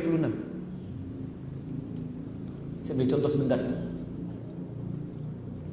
Quran surah 17 ayat 36. Al-Isra ayat 36. Wala taqfu ma laysa laka bihi ilmun. Jangan pernah Anda ikuti segala hal yang tidak ada dasar pengetahuannya. Poinnya bukan itu, lihat setelahnya. Innas sam'a wal basara wal fu'ada kullu ulaika kana anhu mas'ula. Sungguh kata Allah, pendengaran itu, ya, penglihatan, bahkan hati, ya, semua akan ditanya oleh Allah. Jadi Allah akan tanya itu, saya sudah berikan nikmat kepadamu penglihatan, sudah sejauh mana kamu syukuri itu? Ya. Maaf Bu ya, Pak, nanti coba gambarkan saat Anda disandingkan dengan anak-anak itu yang Allah berikan keadaan dirinya buta. Saya pernah kisahkan kan Musa, orang Asyut itu usia 5 tahun di Mesir yang berjuang bisa menghafal Quran dalam keadaan matanya buta. Anda bayangkan ada anak diberikan usia 5 tahun matanya buta dan dia berusaha menghafalkan Quran. Lalu hafal Quran. Dan ketika ditanya oleh seorang reporter yang datang ke sana, jika Anda diberi kesempatan untuk memohon kepada Allah, apa yang Anda ingin mohonkan? Saya sudah pernah sampaikan ini. Musa hanya berkata, saya akan mohonkan kepada Allah satu, agar tetap membutakan mata saya, karena dengan buta ini saya bisa menghafal Quran. Tapi yang menarik lihat yang kedua, sampai wawancaranya sampai menangis, dan saya beberapa kali melihat tayangan ini, Masya Allah ya. Kata Musa, dan saya akan datang nanti kepada Allah saat hari kiamat nanti sendirian, tidak ditemani oleh siapapun. Dan saya akan menghadap Allah dengan keadaan gemetar, tangan gemetar, kaki gemetar. Saya akan katakan kepada Allah, ya Allah, saya sudah berusaha menghafalkan Quran ini hingga tiba di sini saat ini. Kalau dengan semua yang sudah saya lakukan, dengan Quran yang saya bawa, masih pantas saya dihukum, maka mohon kurangi siksaan saya dengan Quran yang telah saya hafalkan ini. Bisa bayangkan. Kurangi hukuman saya dengan Quran yang telah saya hafalkan ini. Maka bagaimana menurut Anda ketika ada seseorang usia 5 tahun mata buta berusaha menghafal Quran sampai hafal untuk membuktikan dan mensyukuri nikmat penglihatannya seketika? Maka bagaimana dengan orang yang diberikan 50 tahun, 60 tahun yang seluruhnya waktunya sangat panjang tidak pernah digunakan untuk melihat yang baik-baik? Maka hati-hati. Itu baru pandangan, belum pendengaran sampai ujung kakinya. Dan kita belum berbicara tentang pakaian, ya, tentang kacamata, tentang mobil. Maka kalau Anda ingin syukuri nikmat berpakaian, saya sering sampaikan, pakai dulu untuk kepentingan Allah. Pakai dulu. Misal, nanti hisabnya lebih mudah, lebih mudah. Anda dapat pakaian misalnya, sebelum gunakan pada yang lain, gunakan untuk Allah. Pakai dalam sholat. Jadi ketika Allah tanyakan satu saat nanti, dari mana engkau dapatkan, kemana engkau gunakan? Jawabannya ringan. Wahai Allah, bahkan sebelum hamba jawab, engkau maha tahu apa yang ingin hamba jawab. Semua hamba dapatkan dari harta yang sangat halal, pertama kali hamba gunakan, digunakan dalam keadaan untuk sholat kepadamu. Ringan. Insya Allah. Bapak kalau dapat pakaian pertama kali digunakan apa? Insya Allah. Kami peroleh dari harta yang sangat halal ya Allah. Kemana digunakan? Pertama pakai pesta ya Allah. Masya Allah. Hati-hati ya. Hati-hati di sini. Jadi itulah Ar-Rahman Ar-Rahim. Satu ketegasan yang disampaikan oleh Allah bahwa jika kita bersyukur kepada Allah atas segala nikmat yang diberikan, maka Allah berjanji akan menambah nikmat sepanjang kita menggunakan nikmat itu sesuai dengan peruntukannya. Maka gunakanlah mobil itu ya, yang akan jadi saksi ketika Anda kembali kepada Allah di akhirat nanti pada kebaikan-kebaikan ya. Gunakan pulpennya untuk mencatat yang baik-baik, gunakan rumahnya untuk mengisi yang baik-baik, karena satu saat mulutnya akan dikunci dan semua yang terkait dengan kehidupan kita itu yang menyampaikan kepada Allah atas apa yang pernah dilakukan. Baik. Terakhir, kalimat ini pun Ar-Rahman Ar-Rahim memberikan kesan kepada kita akan sifat Allah yang maha pemurah ya, maha penyayang dan maha halus. Saya ulang, kalimat Ar-Rahman Ar-Rahim juga menegaskan kepada kita akan sifat Allah yang maha penyayang, pemurah dan maha halus. Biasanya cuma yang ini yang dibahas oleh para ulama tafsir ya. Yang sebelumnya jarang diungkap. Yang kedua ini yang sering disampaikan ya. Kita kembalikan sebentar Bapak Ibu sekalian. Tadi kalimat Rabbul Alamin, makna keduanya ya, Tuhan semesta alam ya. Baik, pelan-pelan.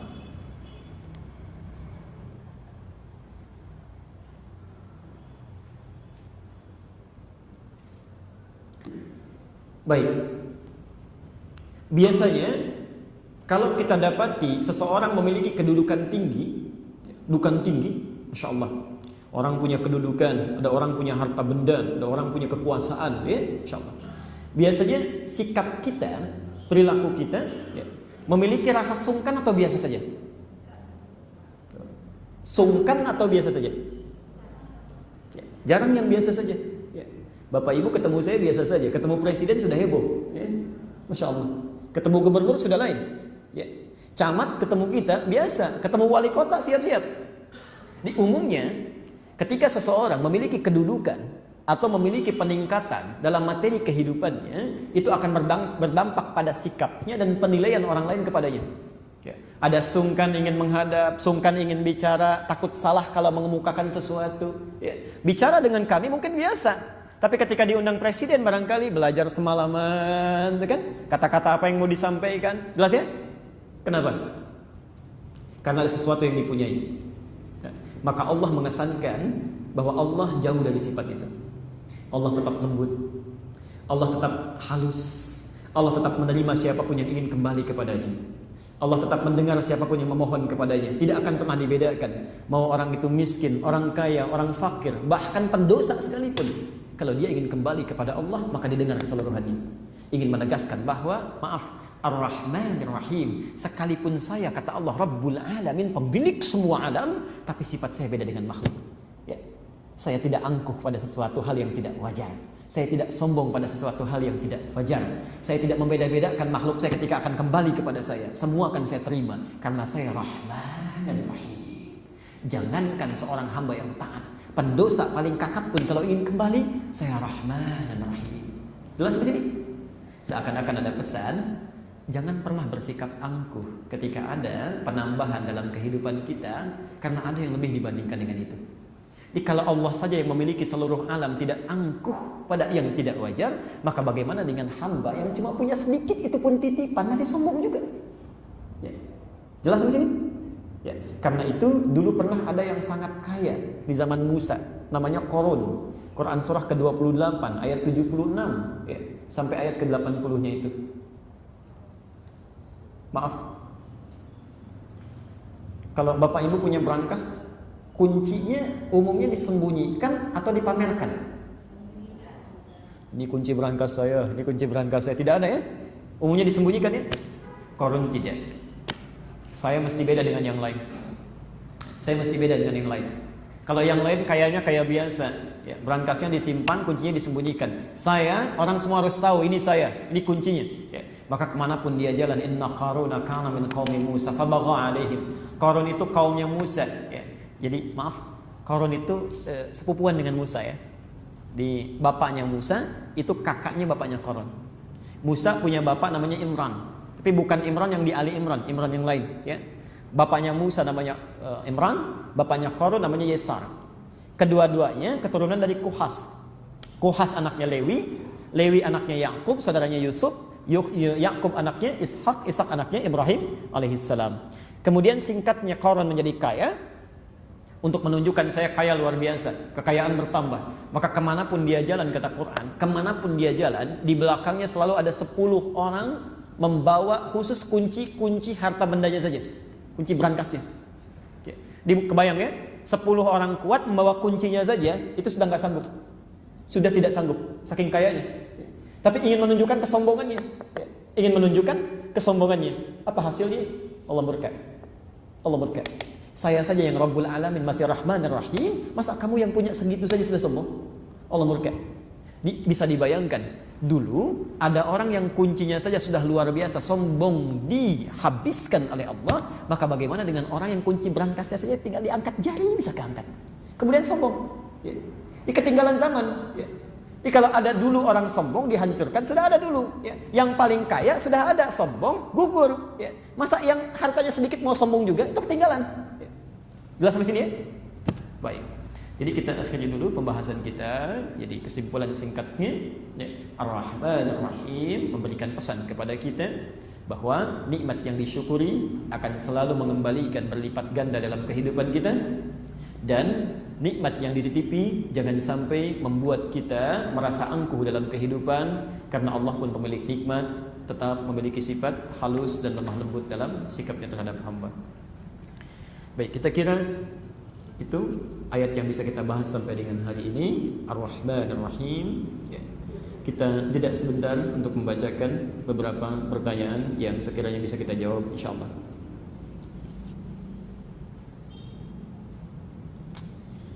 Bagaimana cara ketika datang ujian kita bisa melaluinya dengan cara yang diridhai Allah, karena terkadang ketika ujian datang kita lupa dan ragu akan Allah Subhanahu wa taala. Quran surah kedua Al-Baqarah ayat 155 sampai 157. Cara mengatasi ujian. Quran surah kedua Al-Baqarah ayat 155 sampai 157.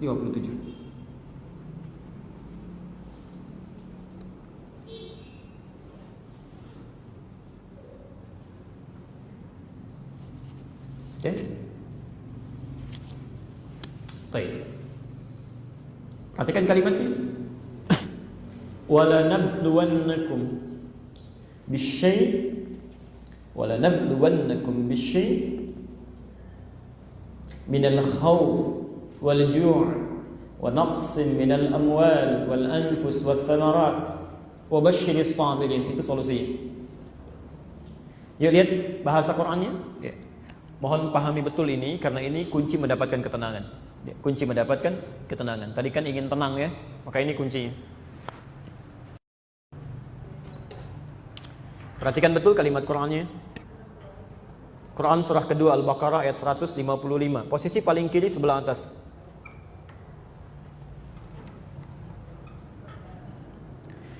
Walanabluwannakum, dan setiap kalian yang hidup, pelan-pelan. Kata Allah, setiap kalian yang hidup, setiap manusia yang hidup, ya, pasti ya, akan diuji. Ya, pelan-pelan. Setiap orang yang hidup, persamaannya pasti akan menghadapi ujian. Ingat betul, tidak ada makhluk hidup, khususnya manusia, selama masih hidup yang tidak punya masalah, tidak punya ujian. Itu mustahil. Sepanjang dia hidup pasti punya ujian. Apa fungsi ujian ini? Untuk meningkatkan kualitas kehidupannya. Dijawab nanti di Quran surah ke-67 ayat kedua, Al-Mulk. Jawabannya. Huwallazi khalaqal mauta wal haya liyabluwakum ayyukum ahsanu amala. Pelan-pelan.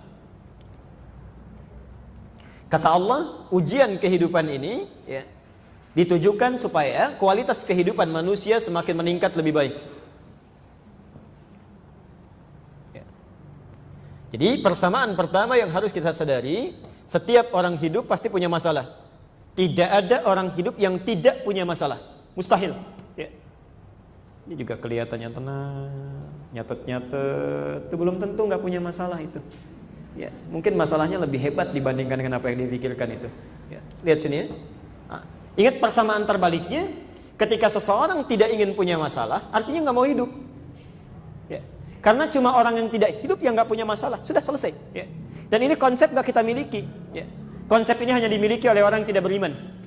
Makanya ada orang, mohon izin, mohon maaf, kekayaan ada, harta benda ada, tapi begitu punya masalah dia ingin mengakhiri kehidupan. Bunuh diri juga, ada yang begitu. Bunuh diri juga, karena dia yakin saat dia bunuh diri masalah hilang.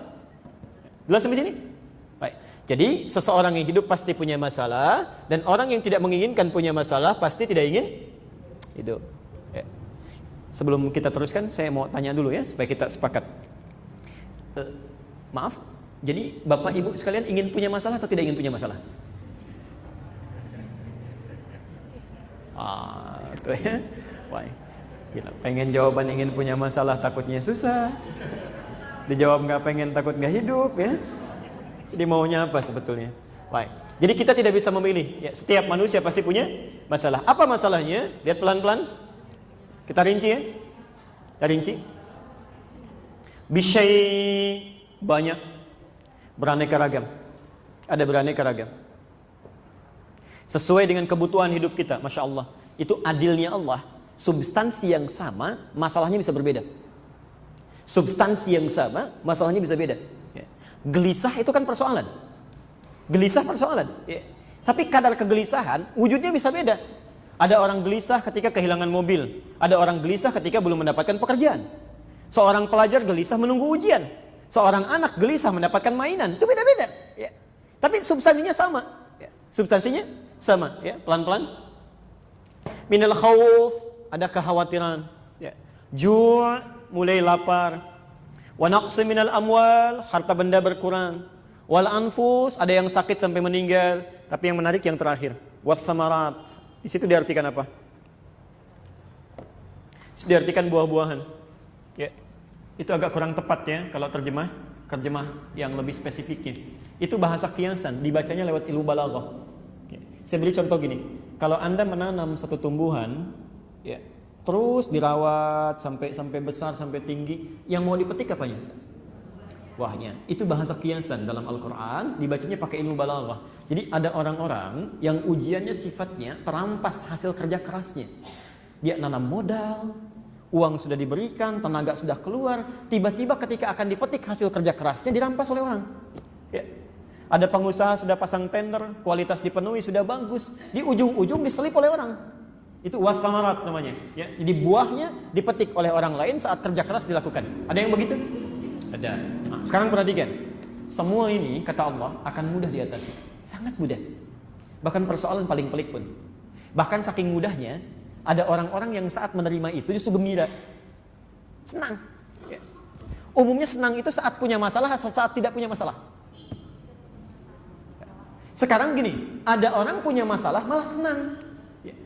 Ada orang punya masalah malah gembira. Lihat ujung ayatnya. Wabasyiris sabirin. Dan berikan kabar gembira pada orang-orang yang sabar saat menerima itu. Ibu terbayang gak Pak ya? Kata Allah berikan kabar gembira. Jadi ada orang yang gembira saat menerima masalah. Pak, motor Bapak dicuri. Innalillahi wa inna ilaihi raji'un. Selesai, gembira, senang aja, gak ada masalah. Cari dulu, gak ketemu sudah selesai. Ya. Sendal hilang keluar dari masjid gak heboh, biasa aja. Ya. Cari dulu, gak ketemu sudah. Ya. Jadi dapat masalah malah gembira. Ya. Kan ada ya pulang dari masjid sendal hilang, heboh, DKM ditanya kan, jamaah diwawancara. Padahal yang hilang itu cuma sendal jepit aja. Ya. Yang kalau terus terang selesai gitu. Ya, heboh ramai. Ya. Apa yang menarik? Bagaimana dia bisa gembira? Ini yang paling menarik. Sabirin, dia punya sifat sabar. Sabar. Yang punya ujian, yang menguji kita, yang punya masalahnya, yang punya solusinya, bahkan yang punya kita sendiri pun saat kita diwafatkan, yang punya Allah. Seakan-akan ada kalimat di Quran yang menyejukkan pada diri kita. Ini kalimat ketenangan. Ini kalau Bapak Ibu sedang diuji oleh Allah, yakinkan pada diri kita, Allah, pelan-pelan, Allah sedang menaikkan kualitas kehidupan saya. Yang punya masalah Allah. Tidak mungkin Allah menitipkan masalah pada saya kalau saya tidak bisa menjalaninya. Yang punya solusi Allah. Tidak mungkin Allah menitipkan persoalan kalau tidak diberikan solusinya. Jangankan masalah, saya saja milik Allah. Kalau saya diambil pun terserah Allah. Pelan-pelan. Buka Quran surah kedua Al-Baqarah 286. Catat dulu dalil terusannya. Catat dalil terusannya.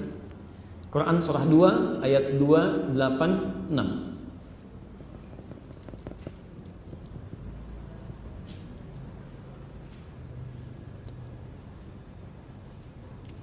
Sudah? Kemudian Quran surah 67 ayat kedua, dalil terusannya. Dalil terusannya.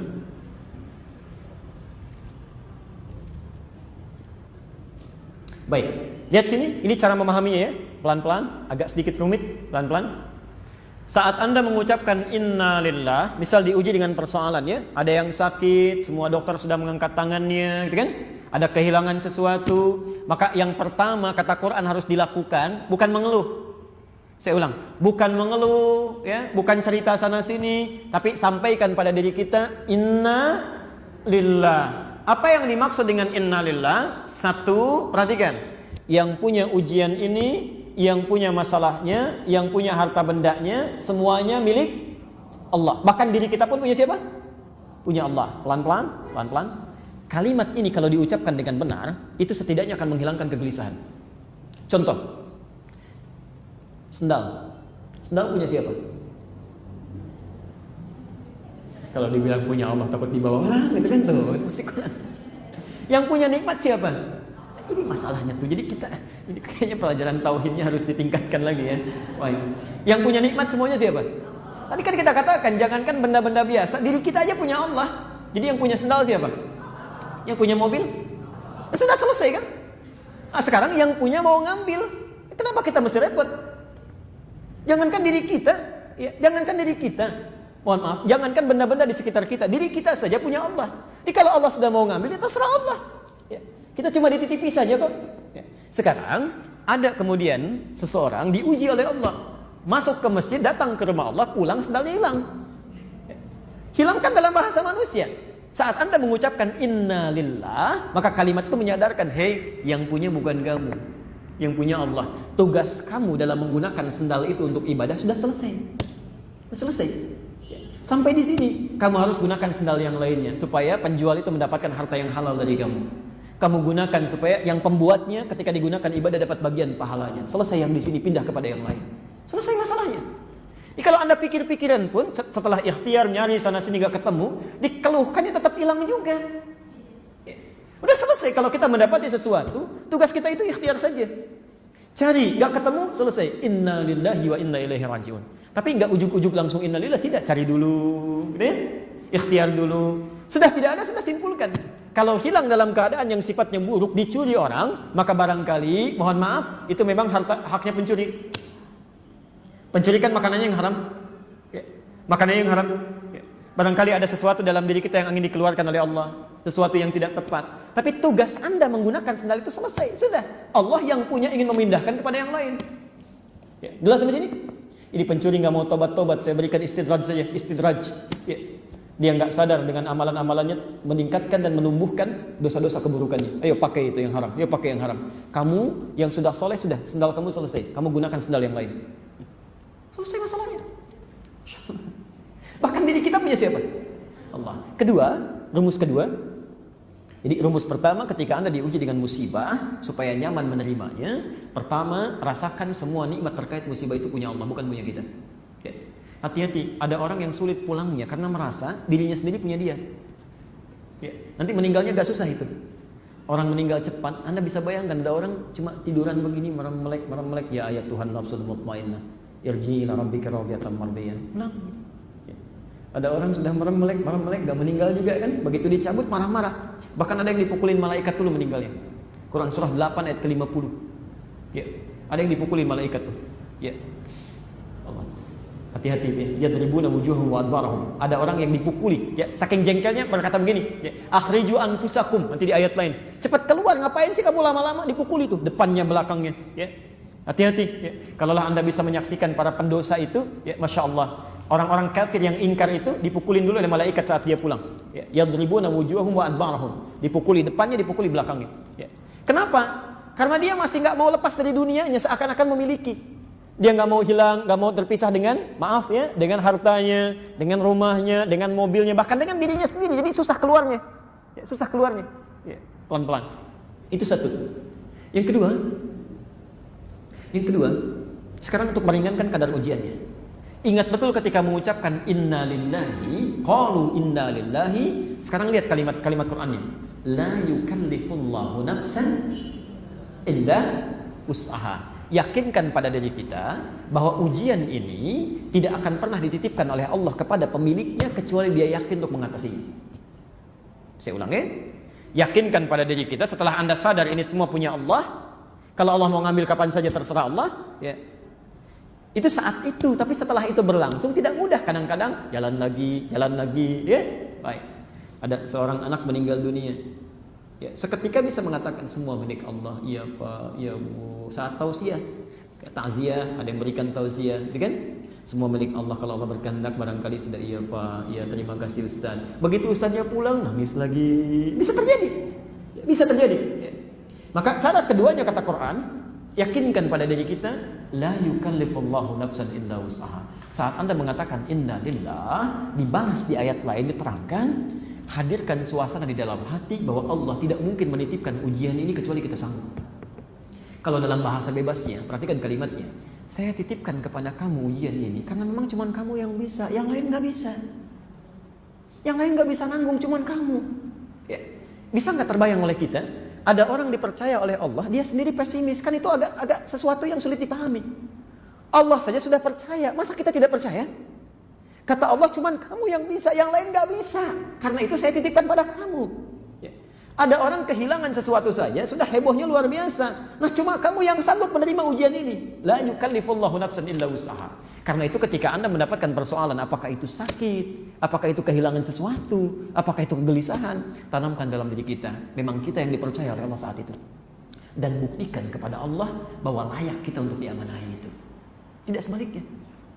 Jangan tanyakan, ya Allah, why me? Kenapa saya? Kata Allah, why not? Kenapa tidak? Cuman kamu yang bisa. Baik. Yang terakhir, wa inna ilaihi raji'un. Ini yang paling penting. Dan semua persoalan itu solusinya hanya akan kembali kepada Allah. Kembali kepada Allah. Nah, jadi ini yang paling penting, yang terakhir. Kalau ingin cepat selesai, kalau yang tadi kan ingin sementara saja menenangkan hati. Kalau ingin cepat selesai, ketika Anda sudah ada sifat kesabaran itu, lakukan, akui bahwa semua milik Allah. Kedua, yakinkan pada diri kita bahwa tidak mungkin Allah menitipkan ujian kalau kita tidak mampu, pasti bisa menjalaninya. Yang ketiga, inna ilaihi raji'un. Tanamkan pada diri kita untuk cepat meminta solusi kepada Allah. Ya. Cepat minta solusi. Pelan-pelan. Karena itulah setiap hari Allah bahkan menunggu kita. Nanti kita akan bahas di pertemuan berikutnya hadis qudsi nanti. Hadis qudsi. Bahkan setiap hari Allah menunggu kita, menanti kita 5 kali dalam sehari untuk melihat apakah ada hamba yang ingin diberikan pertolongan, tidak. Diberikan solusi dari masalah. Saya ulang ya. Ternyata disebutkan di hadis qudsi, ya, Allah itu setiap hari Pak, dia menunggu kita, menanti. Seakan-akan menyampaikan, ada nggak di antara hambaku yang punya masalah? Ada yang nggak yang pengen diberikan solusi? Masya Allah. Ya.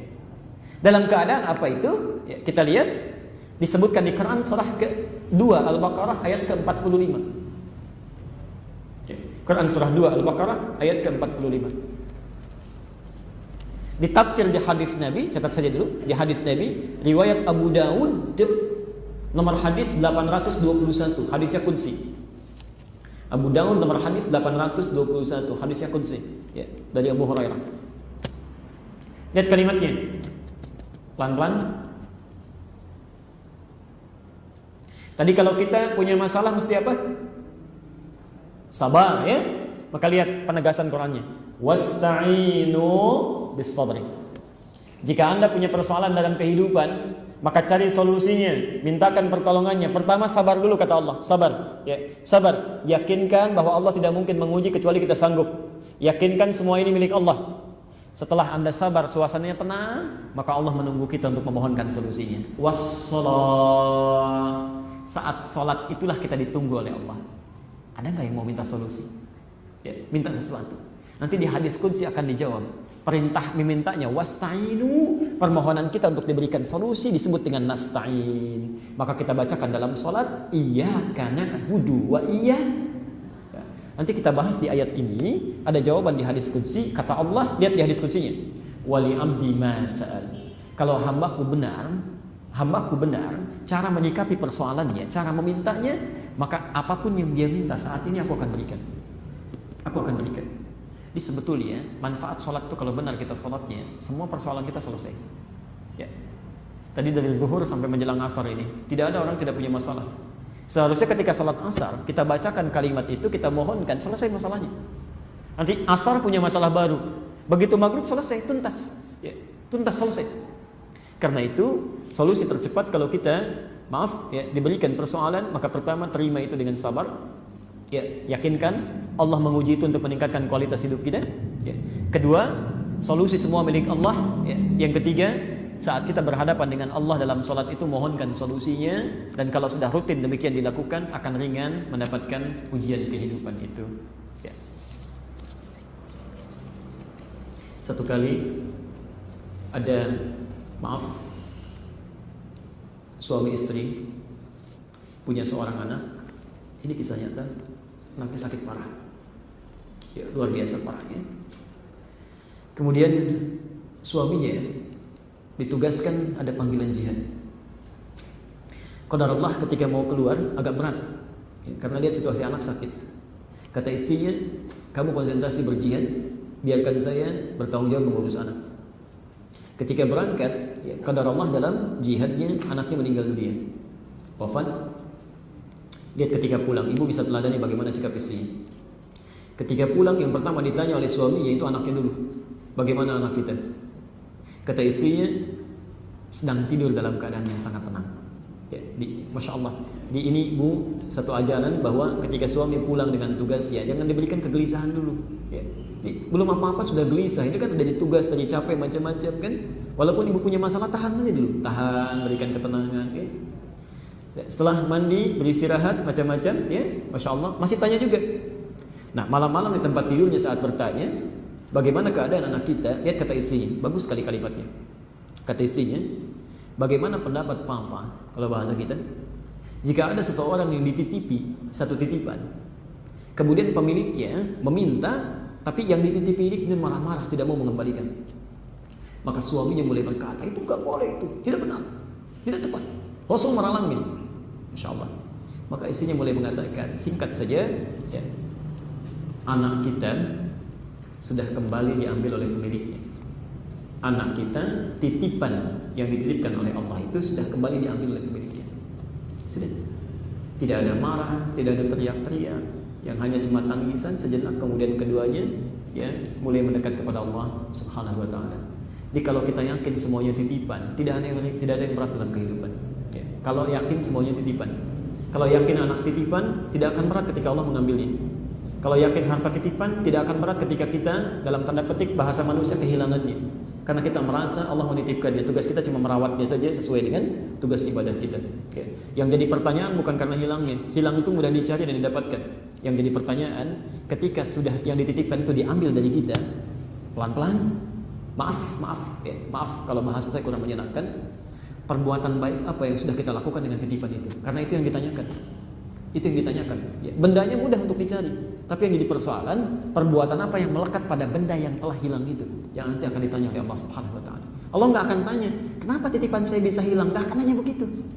Yang ditanya, apa yang sudah kamu lakukan dengan mobil yang sudah saya titipkan itu, dengan anak yang sudah saya titipkan itu. Ya, maka bertakwalah kepada Allah Subhanahu Wa Taala. Sekira itu, barangkali ada beberapa hal, tapi tidak semuanya bisa kami bahas, kami akan simpan ya. Jadi selebihnya nanti kami akan jawab di pertemuan selanjutnya ya. Yang terakhir barangkali cuma satu saja. Ini singkat jawabannya. Bagaimana jika orang yang sedang futur berdalih bahwa itu adalah kehendak Allah, karena yang terjadi semua pasti kehendak Allah Subhanahu wa taala.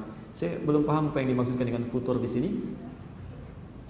Apakah maksudnya buka puasa ya, atau futur apa yang dimaksudkan? Saya tidak paham ini ya. Tapi kalau saya ambil poinnya, ada cara memahami yang keliru ya, cara berpikir yang keliru. Yang seperti ini seperti aliran Qadariyah, semua terserah Allah, semua terserah Allah. Bahkan tidak mungkin saya bersin kecuali Allah berkehendak. Tidak mungkin saya minum kecuali Allah berkehendak. Tapi kesimpulannya salah. Anda harus bedakan antara qadar dengan takdir. Ya. Kehendak Allah yang tidak ada intervensi kita di dalam, itu disebut qadar. Contoh ya, tentang ajal seseorang. Ya, batas kematian seseorang, kita tidak bisa intervensi. Ya, Quran surah 7 ayat 34 itu, kalau sudah tiba ajalnya selesai. Nggak bisa, bahkan dengan doa kita pun tidak bisa memperpanjang batas usia. Misal, ya Allah mohon beri hamba kesempatan tambah 1 hari saja untuk memperbanyak amal soleh, nggak bisa. Kalau sudah tiba ajalnya selesai meninggal. Ya, itu yang tidak bisa dirubah, terserah Allah. Ya, rizki terserah Allah. Semua kita diatur, tidak bisa nambah. Rizki itu nggak bisa nambah, nggak bisa kurang. Maksudnya rezeki sampai kita meninggal dunia ya. Ada orang diberikan 1 miliar, 1 miliar aja ya, 1 miliar. Kalau sudah sampai 1 miliar meninggal dia, selesai ya. Tapi ada sesuatu yang disebut dengan takdir. Takdir itu adalah ketetapan Allah yang dikukuhkan, ditetapkan berdasarkan ikhtiar makhluk ya. Jadi kita ikhtiar dulu baru Allah menetapkan ya. Ini bukan seketika Allah tetapkan misalnya ya. Contoh perbuatan itu takdir. Amal baik atau buruk, amal soleh atau salah, itu takdir, bukan qadar. Jadi kita punya pilihan. Ya. La yukallifullahu nafsan illa usaha. Ya, Allah tidak akan memberikan ujian kecuali kita sanggup. Contoh ujian pertama dikasih dengar adzan, kedengaran lewat telinga. Allahu Akbar, Allahu Akbar. Ujian pertama tuh, ujian telinga. Maka respon seseorang, ada yang merespon dengan amal soleh, mempersiapkan dirinya datang ke masjid. Itu amal soleh. Ya. Ada orang-orang yang ketika dipanggil dia mengerjakan amal salah. Seruan azan tidak direspon, dia misalnya pergi ke tempat lain, bahkan maksiat. Ya. Ada yang mabuk, ada yang macam-macam. Itu pilihan, silahkan Anda bisa memilih. Tapi resikonya laha ma kasabat. Kalau Anda kejar itu, seruan azan itu dengan menunaikan salat, maka Allah tetapkan ini kamu dapat pahala. Ma kasabat. Anda tinggalkan itu, kerjakan yang salah, wa 'alaiha maktasabat. Maka resikonya Anda mendapatkan bagian dari dosanya. Ya. Jadi ada sesuatu yang kehendak Allah tidak mutlak di situ. Kehendak Allah bergantung ikhtiar yang kita kerjakan. Dan disitulah terletak antara pahala dengan dosa. Saking sayangnya Allah kepada hamba, Allah menginginkan hambanya tidak salah pilih. Maka diberikanlah hidayah supaya mengarahkan hambanya pada pilihan yang tepat. Quran surah ke-29 ayat 69 itu. Walladzina jahadu fina lanahdiyannahum subulana. Jelas sampai sini? Baik, ya. Saya tutup dengan sebuah kisah yang sangat singkat. Ada dua orang Indonesia sedang sekolah di Amerika. Yang satu muslim, kedua non muslim. Qadarullah yang muslim biasa melihat channel dari Mekah, channel 1 itu ya, channel 1 yang suka menayangkan dari Masjidil Haram langsung. Waktu itu sedang sholat Isya, Bu, persiapan Isya. Ketika dibuka, perhatikan bagaimana Allah memberikan jalan keluar ketika seseorang ingin meresponnya. Teman ini, qadarullah melihat. Ketika melihat, kata yang muslim, iseng saja bertanya, menurut kamu ada berapa orang ada di situ? Di putaran Ka'bah itu. Kata yang non muslim, barangkali ya sekitar ratusan atau ribuan orang. Ya. Kata temannya tadi, ini minimal ada sekitar 1 juta orang. Kata yang muslim, menurut kamu berapa lama waktu yang dibutuhkan untuk mengatur supaya orang-orang yang ada di situ semuanya rapi? Rapi. Kata non muslim, barangkali sekitar 1 atau 2 minggu, 1 atau 2 pekan. Kata yang muslim, saya akan tunjukkan kepada Anda, dalam tidak sampai hitungan menit, mereka semua akan rapi. Tidak sampai hitungan menit, mereka semua akan rapi. Tidak percaya orang ini. Maka kata orang muslim ini, kita lihat seketika.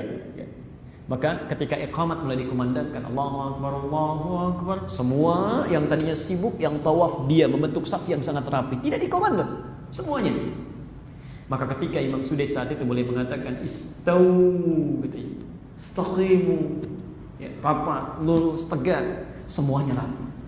Ya, tidak sampai 1 menit ketika bertakbir Allahu Akbar, semua tidak ada mengerjakan gerakan yang lain, semua takbir, semua takbir. Tidak sampai hitungan 1 menit. Kata yang muslim, benar kan? Tidak sampai hitungan menit, semuanya rapi. Apa jawab yang non muslim? Perhatikan, begitu mengejutkan. Kata temannya yang non muslim, tunjukkan kepada saya bagaimana caranya masuk Islam. Karena tidak mungkin agama ini rekayasa manusia. Mustahil. Tunjukkan pada saya bagaimana caranya masuk Islam. Bapak Ibu bisa bayangkan, ada orang nonton sholat Isya masuk Islam. Ada orang sudah Islam gak mau sholat Isya. Ada sesuatu yang harus diperbaiki di situ ya. Jadi itu pilihan dalam kehidupan dan kita sambut hidayah Allah Subhanahu wa taala.